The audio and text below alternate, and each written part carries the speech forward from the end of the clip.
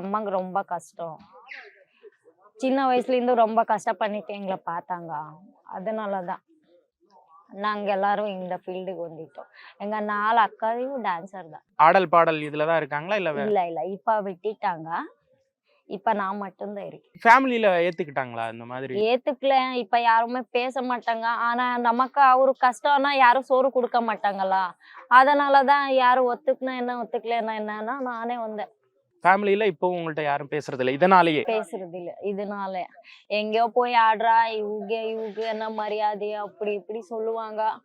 எங்க அம்மாவும் நிறைய வார்த்தை சொல்லிட்டாங்க. ஆனாலும் இப்ப பரவாயில்ல.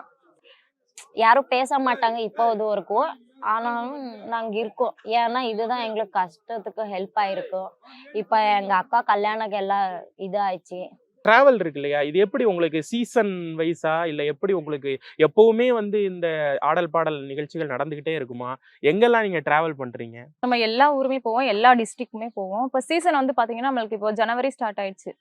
ஜனவரியிலருந்து ஆகஸ்ட் வரைக்குமே நம்மளுக்கு சீசன் தான். அந்த டிசம்பர் அந்த டைம்ல மட்டும் தான் கொஞ்சம் ஃப்ரீயா இருப்போம். மத்த எல்லாமே நம்மளுக்கு சீசன் டைம் தான். கொஞ்சம் ரிஸ்க்கா தான் இருக்கும். அதுலயும் ஒரு ஹாப்பி இருக்குல்ல, அதனால தெரியாது. பெண்களுக்கே உண்டான பிரச்சனைகள் இருக்குல்ல மேம். இப்போ பீரியட்ஸ் டைம் இருக்கும்.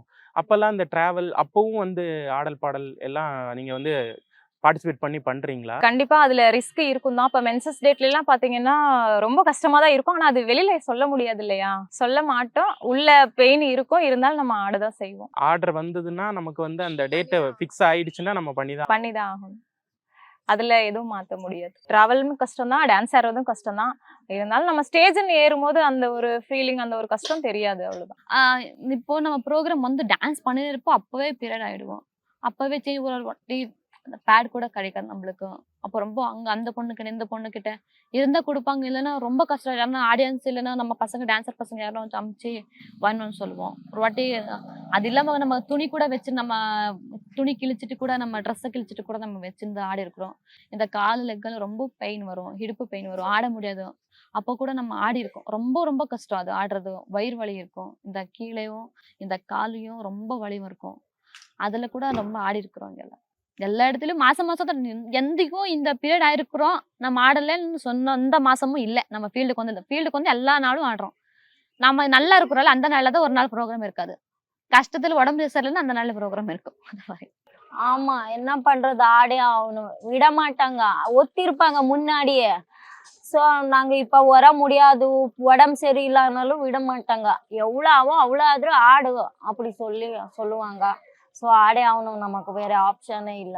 ஒரு ஃபங்க்ஷனும் தோராயமா எவ்வளவு மணி நேரம் நீங்க ஆடுவீங்க? 3 to 4 மணி நேரம் வரைக்கும் நடக்கும். மோஸ்டா நைட்ஸ்ல தான். நைட் தான்.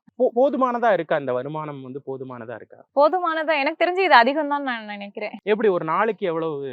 ஒரு நாளைக்கு 5. ஒரு பெண் ஆட வந்தா 5000. கொத்தனார் சித்தால்லாம் பாத்தீங்கன்னா ரொம்பவே கஷ்டப்படுறாங்க. அது எல்லாருக்குமே தெரிஞ்சது தானே. ஒரு நாள் ஃபுல்லா வேலை பார்த்தாலுமே அவங்களுக்கு வந்து 500 ரூபா 600 ரூபா. நம்மளுக்கு வந்து ஒரு 3 ஹவர் டான்ஸ் தான். 3 மணி நேரம் டான்ஸ். இதுல பாத்தீங்கன்னா எங்களுக்கு 3000 ரூபாயில இருந்து 5000 ரூபாயில இருந்து இப்ப 15000 ரூபா 20000 ரூபா வாங்கக்கூடியவங்க எல்லாம் இருக்காங்க. எல்லா ஒர்க்கை விட இதுல வந்துட்டு பேமெண்ட் ஜாஸ்தி தான் சொல்லுவேன்.